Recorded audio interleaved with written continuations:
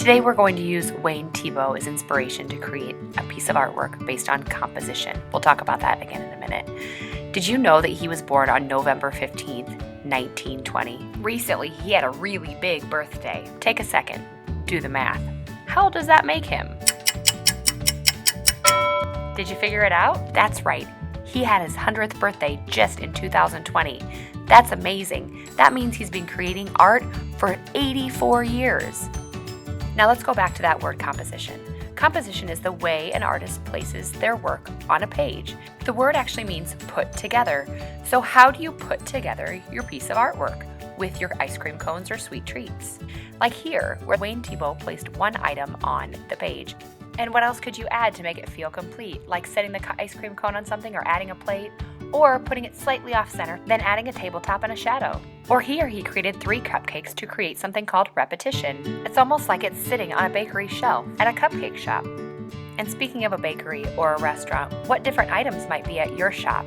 Could you add multiple or different kinds of sweet treats or snacks? Now let's start our final piece of artwork. Grab your sketches, a fresh piece of paper, and some sort of black drawing tool like a Sharpie or a crayon. From here I'm going to be using my pencil and my sketch to draw through everything. I'm thinking about all the details that I could add, from the cherry to the shine of it to the drizzle of the chocolate, and even thinking about how I can add in things like spoons. Now when I'm done with that, I'm going to take either a black crayon or a black Sharpie. Here I'm going over all the pencil lines to hide them. I might add a tabletop, and then I'm going to use my big pink eraser to erase all the pencil lines that are showing through. This time my composition is going to be using repetition. I'm going to be creating 3 cupcakes to create repetition or repeating.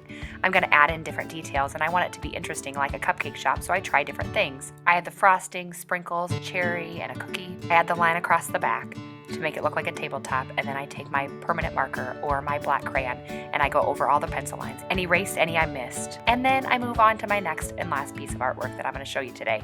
Here's where I'm going to show you overlapping. Overlapping is when you draw something in front of the other, which is another reason why we use a pencil. That way I can erase anything that is in front of another piece. In this case, I had to erase part of the cone that was sitting behind the holder. Then I take my Sharpie, I Sharpie everything again, add in little details, I clean up my pencil line, and I am done for the day.